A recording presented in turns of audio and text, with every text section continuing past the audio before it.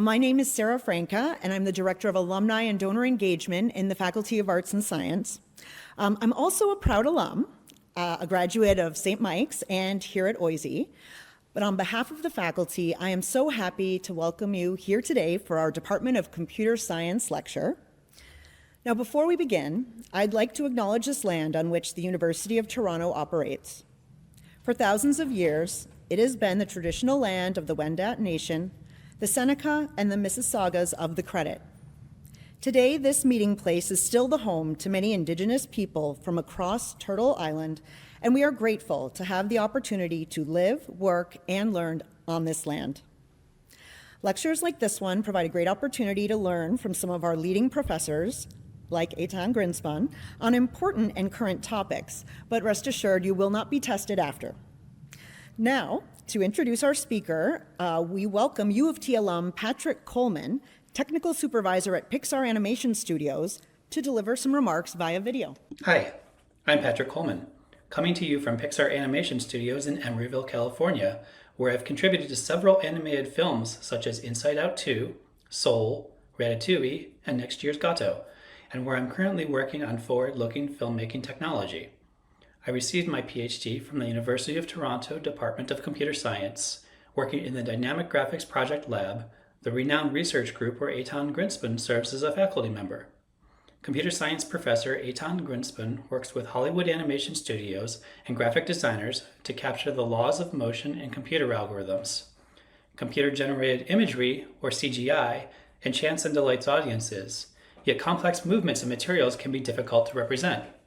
Professor Grinspan, who has been active in the development of a new field of geometry, is expanding the ability of movie makers to portray reality based on physical laws of nature.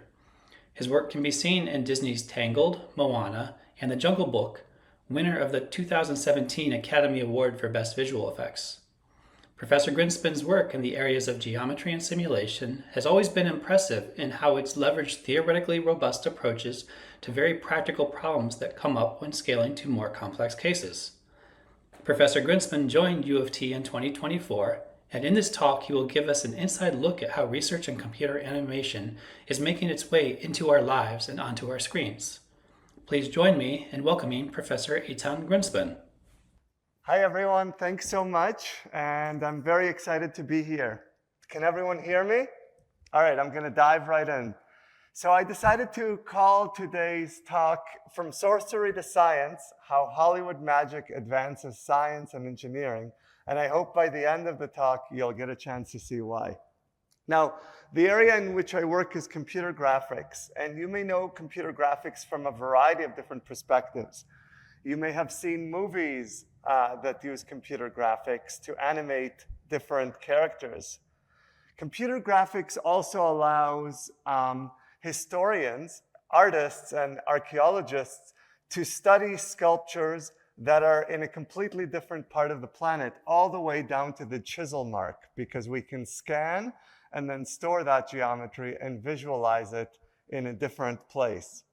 And computer graphics also allows architects and urban planners to visualize new structures before they are ever built. Now, what all of these images have in common is that they are static. And my particular focus within computer graphics is in representing motion. So that's what we'll talk about today. People have been interested in representing motion for a very long time. Here is a depiction of a wild boar. It looks like it has 8 legs.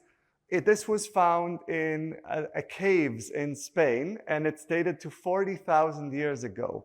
And the artists at that time were trying to depict motion by overlaying the different positions of the legs. That's continued over many centuries. 5,000 years ago, a vase was created that tells the story of a goat jumping up to eat a leaf. And that story, that motion is inscribed around the circle of the vase so that as you turn it, you can see that motion. And that kind of representation of motion inspired apparati like the Praxinoscope. Here's a device that was invented about 150 years ago, where you can put the images on the outside, and then as you spin, you get this depiction of motion. But if you think about it, it's no different than spinning that vase very quickly.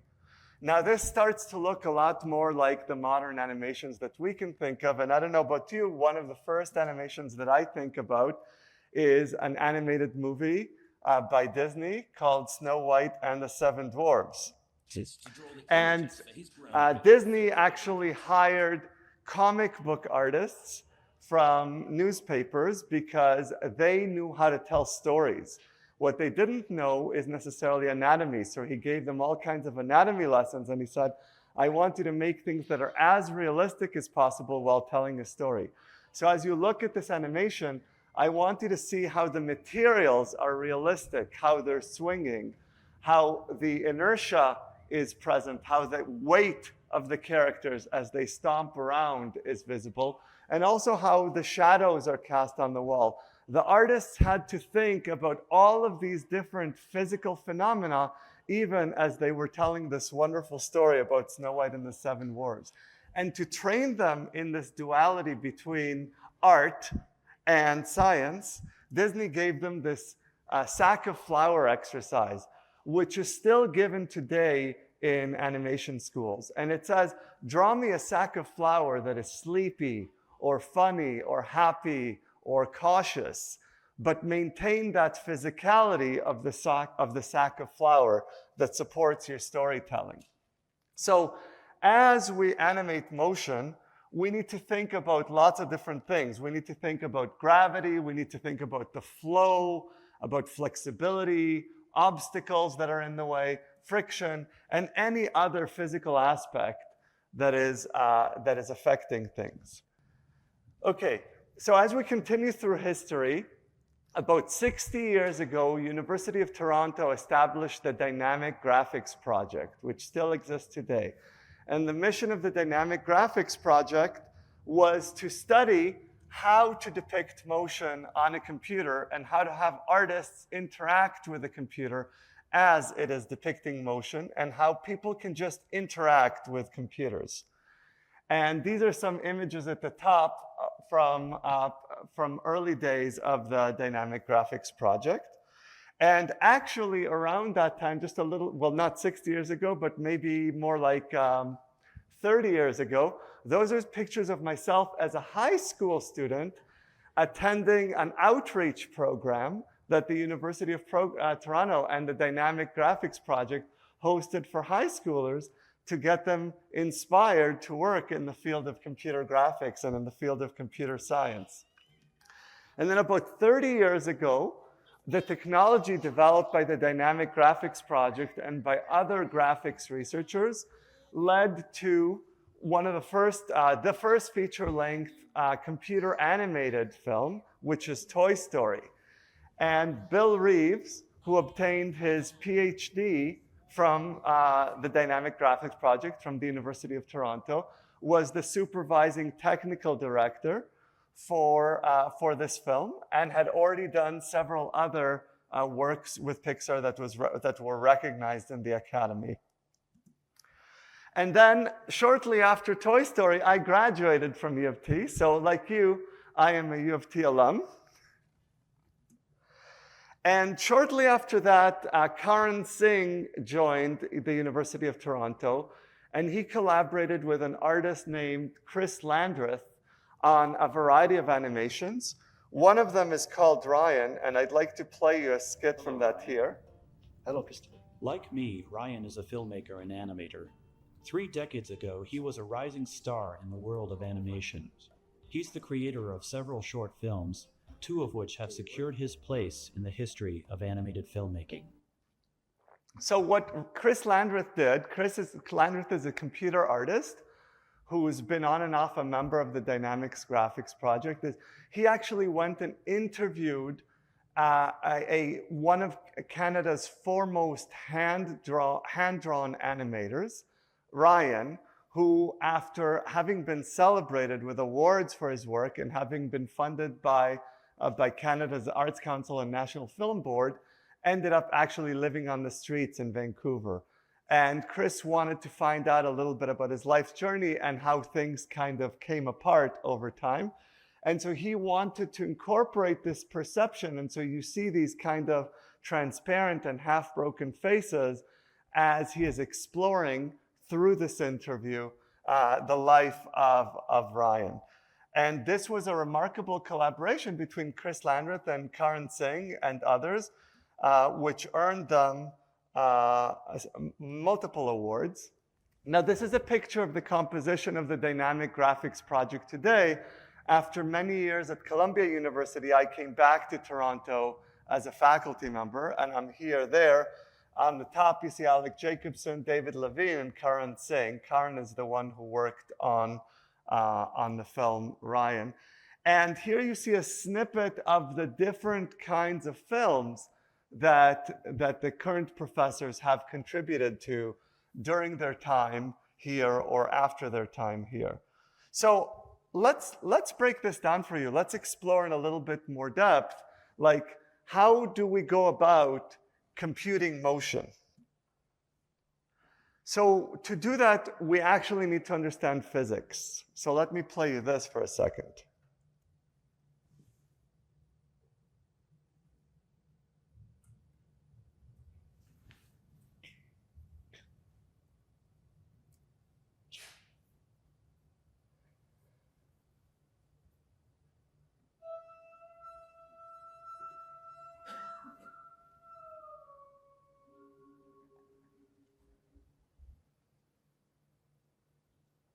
So what's happening here is a person is singing into a microphone, and the vibrations from their singing are causing sand to vibrate on a metal plate.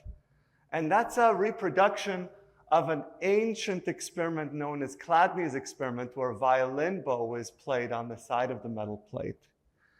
And what's puzzling is that the sand rearranges itself in these beautiful patterns. And nobody understood why the sand rearranges itself in these beautiful patterns, so much so that the Paris Academy of Science in the 1800s offered a kilogram of gold. In the 1800s, a kilogram of gold to whoever could explain this. The first time the contest was held in 1808, nobody got an explanation that was satisfactory. The second time it was held, a gentleman by the name of Monsieur Leblanc gave an entry that was almost correct, but had some errors, so it was returned. The third time, Monsieur Leblanc won, and it turned out that it was a pseudonym for Sophie Germain, who is known as the mother of the theory of elasticity. And Sophie Germain was the first to explain the vibration of plates and how some parts of the plate will not move, and so the sand will settle there, and other parts of the plate will move a lot, and so the sand will bounce away from those parts. And her theory for the vibration of plates, all the way from 1800s, feeds how we now model on a computer the motion of flexible surfaces, flexible materials, such as this cowboy hat that has some give as it falls, such as this sheet of paper that's wrinkled and bent in this natural way, and such as fabric on a model as it's going down a runway. So thanks to Sophie Germain's contributions, our team has been able to generate models for these things so that now fashion designers can preview clothing before it's ever made. Here's an example of a fashion designer dressing an armadillo. And what you can see is that they can add darts and change the pattern from which the garment is constructed until it has a lovely fit around the armadillo and gives a very flattering look. Now, the same fashion design software was then used by a startup named Thunderlily to generate fashion design software for humans. And garments designed by Thunderlily have won awards, for example, at Phoenix Fashion Week. All right, listen, I didn't want to have to do this, but you leave me no choice. Here comes the smolder.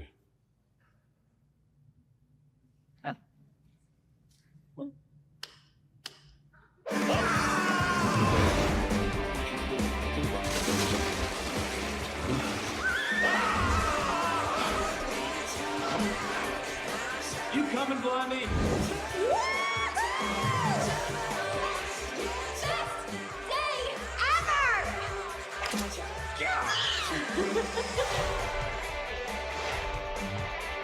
Let down your...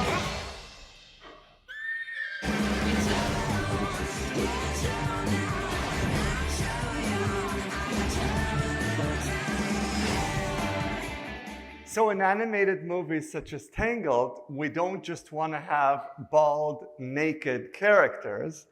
And so the same technology that I just showed you for fashion runways and for fashion designs was then adopted in movies, for example, by Disney for the dress of the princess in Tangled with its many layers. The other thing that Tangled is known for, of course, is its hair. And so let's talk about modeling hair. Hair is a slender structure, and it has different ways it can move. It can move by twisting, it can move by bending. It doesn't really stretch. And so the theory behind hair, the mathematical theory behind hair, is known as elastic rods. And our team developed discrete elastic rods, which captures those twisting and bending behaviors that you see in something slender like hair. And that ended up being used by Adobe in their Photoshop and Illustrator products in order to model the bristles of a paintbrush so that as you paint, all the bristles can splay and leave realistic brush strokes. At that point, it caught the attention of studios such as Weta Digital, who was working on The Hobbit. And they said, okay, let's take your slender filament and let's give it a workout. So this is their hair workout to see if it has the look that they're expecting. And then once it passes the workout, it was a matter of scaling this up, having more hair, curly hair, and actually capturing the interactions between the hair. So this was a collaboration with the studio Weta Digital. And it was ultimately later used in The Hobbit and in all of their subsequent movies. Blue Sky also used the technology. They're known for their Ice Age movies. And what you see in some of these hair shots is that hairs have to interact with each other. So we were also studying entanglement.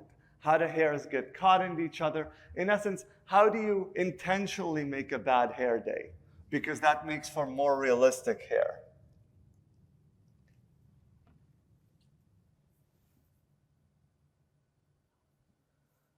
I don't know why the volume is off, but in Moana, all of the curly hair and the way it gets caught in each other is all modeled using discrete elastic rods. In fact, the use of it in Moana was then called Disney elastic rods. They added their own touch to it, and it received an Academy Award. And Disney was generous enough to cite our work as the source for the model that they built. Now, slender structures appear at all different scales. Sure, they appear as hair, but they also appear as telephone cords and even as DNA. And at the other end, they appear even as the undersea cables that occur under the ocean.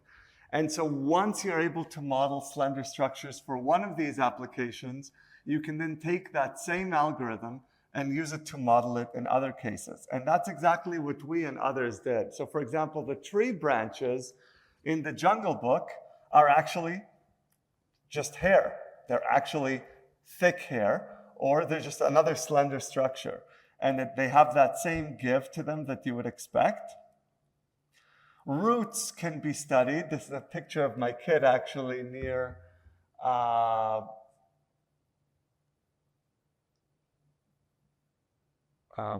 forgot where this is, but it's somewhere in Ontario. Now I'm just blanking on where. So people have modeled roots using discrete elastic rods and study the growth of roots. Scientists and biologists have modeled the inversions that occur in cucumber tendrils as they try to grasp onto different things, using the same source code that Disney is using for their hair, right? So that's a transfer back from the arts to the movies. And medical engineers have used discrete elastic rods, again, the same slender structure, to model the flexible needles that are inserted when little radioactive pellets are dropped near a tumor in the human body, so that surgeons can be trained using virtual reality in real time. Today, discrete elastic rods is being used to model the legs on flexible robots that can go into disaster areas where humans might not be able to, and even to study the propulsion of flagella in microorganisms. So when we were looking at flagella, one of the things you think, oh, it's swimming. So now this inspires the notion that you want to think about the interaction between these slender structures and liquid around them. So that naturally got us thinking about how to do that. And also, to be honest, the film studios did not like, for example, when they were doing Avatar: Way of Water, that the hair wasn't getting wet. Okay, that's the other reason. So we have collaborators in physics departments with which we study these things. And here's an experiment, for example. And on the left is a simulation on the computer, and on the right is an actual physical experiment where hair is immersed in water, and then the water is slowly lowered, and we see how it clumps together. And we've all seen that when we get out of the shower. And what's happening here, actually, is that here's two hairs, and here's a droplet of water. And if you look at a cross-section, what's happening is the water is acting to pull the hairs together. Because of surface tension, water wants to be as round as possible. And so it actually pulls the hairs together so that this liquid bridge, as they call it, of water between two hairs becomes as round as possible. That's what's causing the clumping, and that's what our students had to model on the computer. And after they modeled this on the computer, you're able to get that realistic clumping behavior that you're looking for.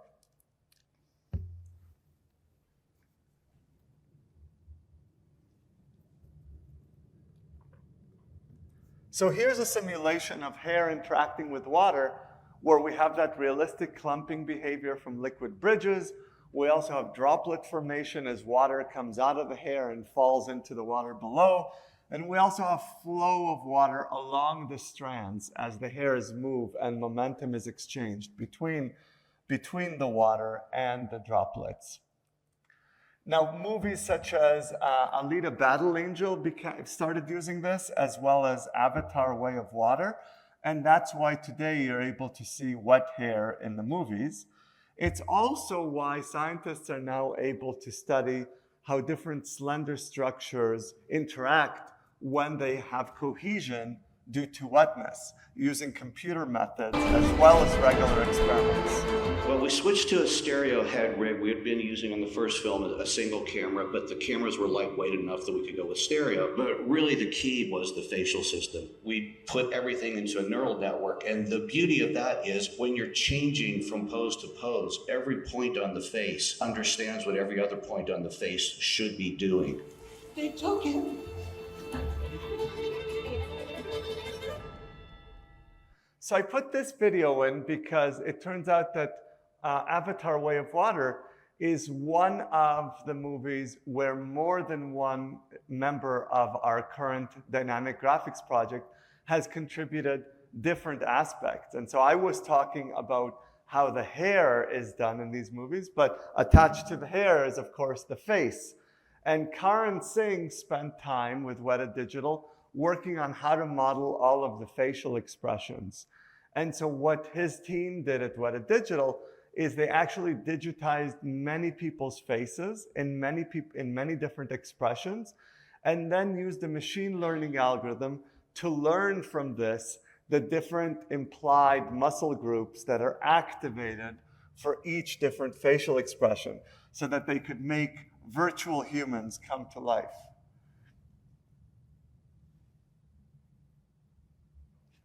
Now, once you have a face and the face can make expressions, you also want it to talk.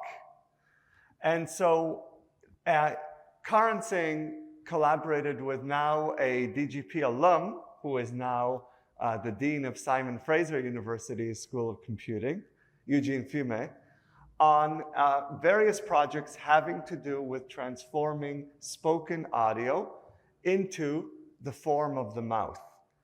And a sequence of those papers eventually led to the use of these algorithms in Cyberpunk, which is a very popular video game.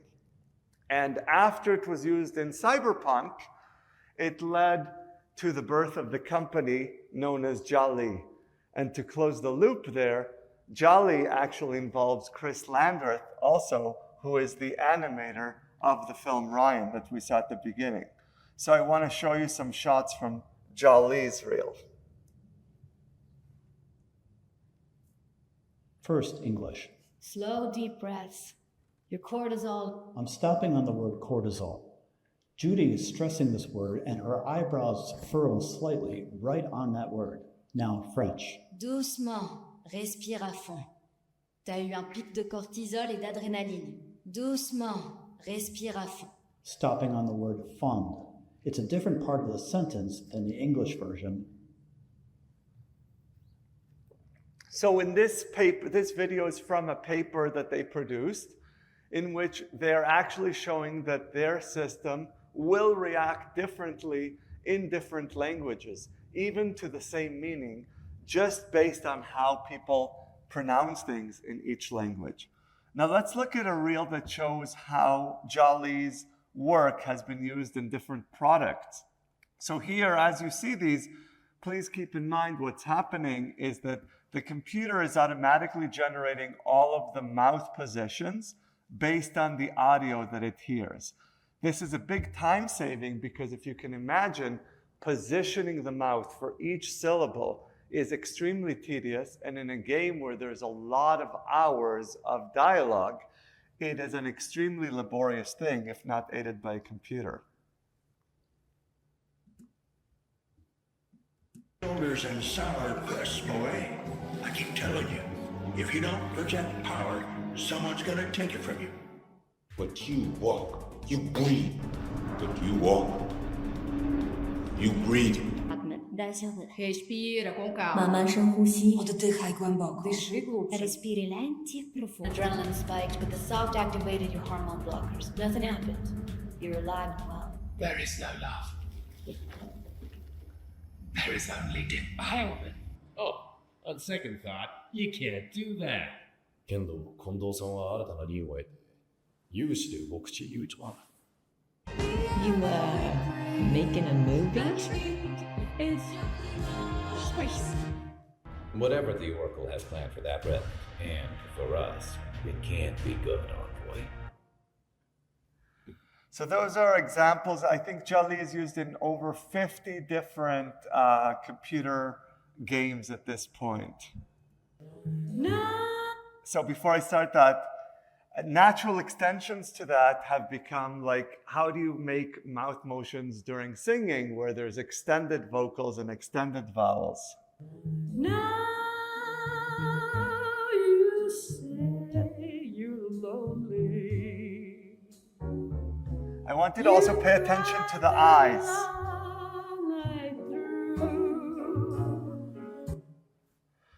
So as Jolly has extended, there's also been questions about how to manage the eyes. And Karan Singh has a student right now, Evan Pan, who has been studying how eyes drift or make contact during conversation and how this can be encoded in a way that a computer can model so that given a dialogue of conversation between people, the eyes can be animated automatically in a way that makes sense. And there they are, all just sitting there. What'd I say? Nothing. No talk. Just they don't have anything to say. We just look at each other. They look at me. And that's it. That's the dream.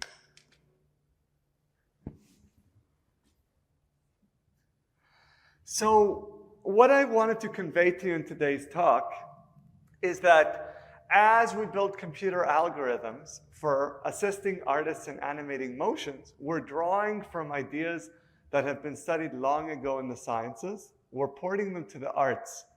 As we do that, we have inspiration from new problems in the arts that ultimately leads to new scientific discoveries and new scientific explorations. And sometimes the tools that we're building for the arts end up helping physicists and engineers that are studying in completely different disciplines.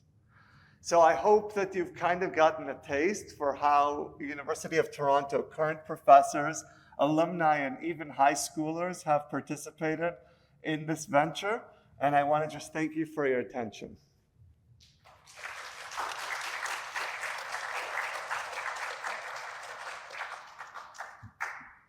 You put a lot of effort into developing different softwares and things, and you had even mentioned with the Academy Awards, someone else getting credit and then having to sort of pass it on to you. But how do you control the copyright of things, or are you even interested in that being more on the science and graphic end of it? Yeah, that's a great question. So there is not one clean answer to that. Let's start from the basic philosophy, like what is the product that a university produces, right? The product that universities produce basically two products. One product that they produce is new knowledge, new discoveries, new research, and so forth. The other product that they produce is you, right? All our alumni, that's what we're producing. And so in the process of making these discoveries, in the process of advancing this knowledge, we're training a lot of people that go out into the world and then apply that knowledge and develop it further. And that's a good thing. That's a great thing. As for the knowledge itself that's being developed, there are different strategies that are engaged by different professors or at different points in time by different universities. The majority of the time, I've given away what we do freely as open source, and it has come back wonderfully to repay. Sometimes companies like Adobe insist on licensing. You say, take it free. They're like, no, we insist on licensing it from you. Other times it comes back in terms of interest in hiring your students who actually, they've adopted the technology. Now they need experts in the technology. Who better than your own students, right? There are other times when we want to use that technology as a unique lever for creating a new venture. For example, Jali is an example of that. Now the technology is published, anyone can know about it, but the practitioners are starting a new startup that serves. How do you choose between those? Often depends on whether you're actually going to commercialize the technology. There's not a lot of value to holding on to a patent that you and no one else commercializes. That's kind of poverty of knowledge. So I think in those cases, it's better to put it out there or find collaborators out there that use it and get started with it. I think in those cases where you do want to have an advantage in terms of commercializing it, then you might hold on to it and pursue that. But you also have to know that that's going to dedicate a very significant part of your time or your students' time. So it has to be something you really want to do. In the case of Disney Elastic Rods, as an example, the Academy Awards does a very diligent job of interviewing people and calling around. And so during the year that they were looking at hair systems, I was the only academic that they contacted and interviewed about these things. It is important to realize that building a hair system at a studio is more than modeling individual strands and how they bend and flex or the contact between them. Of course, without that, you can't make anything, right? And that's why essentially all the major studios are using some variant of our discrete elastic rods. However, you also need a way of growing the hair.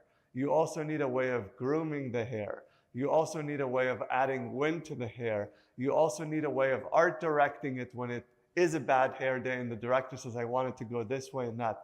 It is actually true that there's a lot more effort and a lot more people that go in at the studio to build on top of that. So two things can be true at the same time, that it's a fundamental contribution and that it is not a complete hair system. Now, the way Academy Awards works is you have to formally apply. If you don't apply, which we never have for this, it's always on the table to apply in the future, but you're not considered for that. Disney went out of their way in their citation to say it is based on such and such, which it is, but they built a lot on top of it. I hope that kind of shed some light on it. Thank you. My question is regarding time. The detail that you're describing just looks like it takes an incredible amount of time. And I think the early days when we saw how Disney's animators worked so quickly with their pencils, but it was over and over and over again and just these slight changes. And it looks so time consuming. And you think computers are going to save you time, but do you have a comparison? Can you comment on that? As far back as anyone can remember, no matter the speed of computers, no matter the complexity of the algorithms that are available, studios tend to allocate about 5 minutes of computer time for rendering each frame of a movie. That's their budget. So what has changed over the years is the level of complexity of what's depicted, rather than dialing back the time. I was talking about this with my colleague David Levine over coffee earlier today, that our graduate students today have access to large language models like ChatGPT or Claude that allow them to essentially code or program algorithms in a way where we had to program them by hand even 5 years ago. And it has not resulted in them producing academic papers faster. It has just driven up the bar for how much needs to be included in each academic paper. So I think the time doesn't seem to go down so much as the level of detail or complexity seems to be increasing. Okay, I think we have time for one more question. Okay, I have a question. First of all, thank you for the presentation. It's really amazing that you worked on the groundbreaking work of Tangled.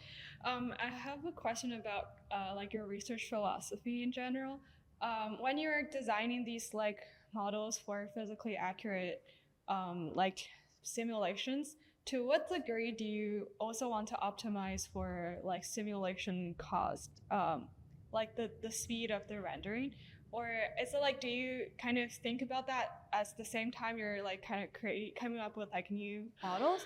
Or do you just like first aim for the most physically accurate model and then you might optimize for it a little bit later, or you just kind of wait on the new version of GPU to like solve that problem? I would say that if you look at the body of research as a whole, there's research that creates new capabilities or that expands what's possible. And there's research that takes what was possible before and makes it more practical by making it faster, able to run on smaller computers with less memory and so forth. And those are typically being done at the same time by different people with different interests. In my research group over the past 20 years, it's been really a matter of what the students are interested in. You have some students who say, oh, making it faster is boring. I want to do something new. And you have other people that say, this thing is so slow. What I want to do is make this really practical and really fast. And so we try to cater to the interests of the individual student. But both things are important. Thank you. Wonderful. So I hate to cut this off, but I think there's another lecture that's starting here shortly. So I think we need to move on. Thank you so much, Eitan, for these insights into the world of computer animation and U of T's influence in that space. I'd also like to thank Patrick for his virtual opening remarks and the Department of Computer Science for partnering with us on hosting this lecture. And finally, I'd like to thank all of you for coming out and being patient with the rumbling of the subway beneath us. And just so you are aware, we are recording this lecture, so we will be releasing it later for the global audience as well. I hope you're enjoying your time here at Alumni Reunion. And tomorrow is the last day with Kids Passport activities and Alumni Fest on main campus. So I hope I see all of you there. And just thank you all for taking the time to be here, and have a wonderful day.